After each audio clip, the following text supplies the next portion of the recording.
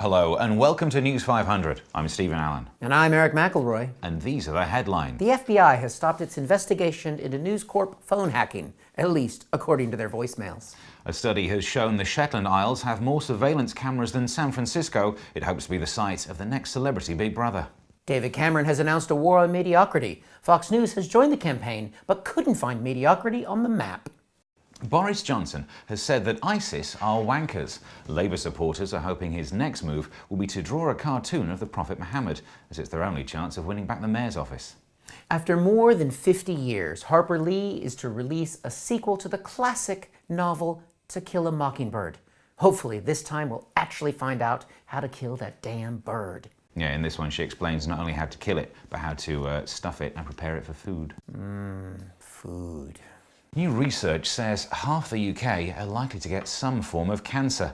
This has buoyed pro-immigrant campaigners who said it looks like there'll be plenty of room for everyone after all. Woohoo! A Frozen-themed children's party received complaints from parents after they were upset at the princess's cleavage. You know, I've seen those pictures and put it this way, there's a part of her body that the cold does bother. Let it go. Imagine that. A party so bad it gets in the news. Something, something, something, UKIP. Satire. The New England Patriots won the Super Bowl. It's the closest England have come to winning a sporting competition in decades. To tell us all things sporty, we go to our Sports 100 correspondent, Tim Clark. I don't want to do this. I'm freezing. Why am I here? To do some sports feature for News 500? Sport 100. The sport in 100 seconds-ish. 30 if I can make it. Look at it. Here we are in one of the cathedrals of sport. A park in South London. Look at it. Anyone can get a game here. Well, not Ched Evans or Lance Armstrong, who, believe it or not, has said this week that he's going to run for office. Lance Armstrong, a liar and a cheat in politics? Surely not. What's he doing now? Ketamine maybe? Crack cocaine? Diego Costa was on a bit of that, I think, when he stamped on Martin Skirtle's ankle. He got a 3-match ban. If he does another stamp, he gets 4 matches. Any stamps after that, a free cappuccino. Not quite what Thomas Burditch got from Kim Sears, Andy Murray's girlfriend, when she called him a flash check. Fuck. No cappuccino, but he did get a bagel. Tennis slang for a 6-love drubbing from her boyfriend. The same thing that he got when he played flash Serbian fuck Novak Djokovic in the final of the Australian Open, one of the premier tennis championships of the world. That's the world, USA, the proper world, not Seattle versus New England in the World Championship, American Football Championships. The world, that place where the rest of us live. You know, that place where Lance Armstrong does it. Anyway, enjoy the game. I'm going to get a cup of tea and get warm. Tim Clark, News 500, in an anonymous park somewhere in the south of England.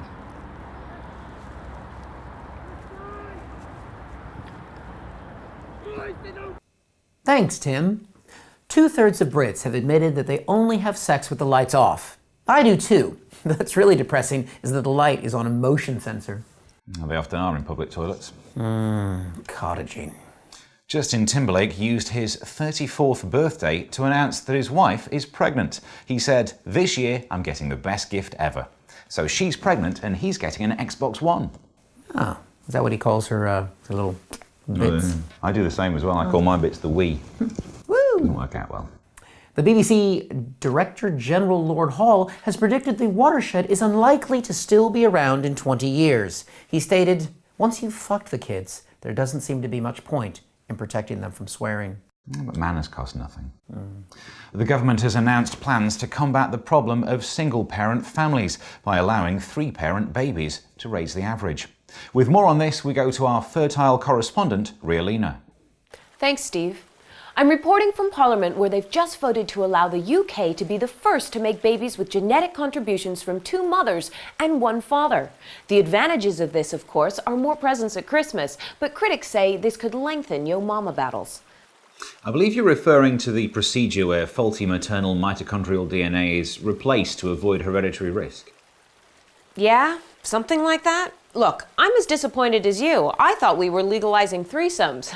But no, it's just some procedure to stop babies being born with things like Leber's hereditary optic neuropathy. Leber's hereditary optic neuropathy. I've never heard of it. Well, it affects 1 in 50,000 babies in Finland, which is like... Listen, I have no doubt that this decision to allow this groundbreaking procedure is going to change literally tens of lives, but I just can't get that excited about it. Not when you can steam clean your uterus with mugwort. That's right, mugwort. I mean, it's gotta be good if they can convince women to put something called mugwort anywhere near their hoo-haws. And it's all the rage. With Gwyneth Paltrow as its #1 fan, this is going to affect thousands of people. I mean, I don't know why they didn't think of this sooner. Everyone knows a steam cleaner is the best way to get into the cracks. I understand. I don't see how you can. That's me done. I think Theresa May wants that next. Thanks.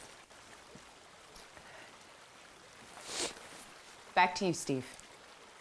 Thanks, Ria. Greek Finance Minister Yanis Varoufakis turned up to meet Chancellor George Osborne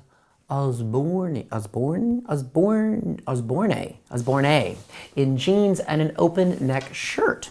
He bought them from the Gap. Well, borrowed them. He's going to pay them back slowly over the next 100 years.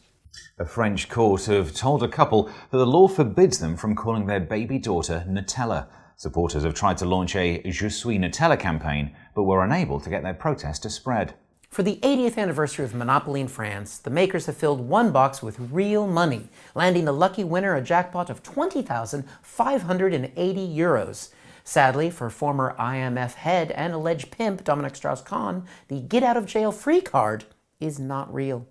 There's a special Greek version of Monopoly with just no money in it. And one of the character pieces is some marbles. You can have a play that if you're British. And if you win, you just break the thing.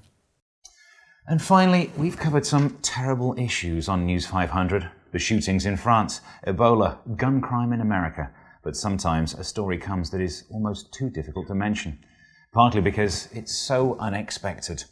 We are talking, of course, of the slightly colder weather in the winter months. Sorry. Just look at the shocking images of devastation if you can. Young viewers are advised to look away. It's partly because of conditions like this that we're launching the News 500 Weather Appeal. In order to fight winter where it hurts, we need to embrace global warming. How can you do that? By watching this clip as many times as possible, on as many devices as possible, with different browsers. Thanks, Bono.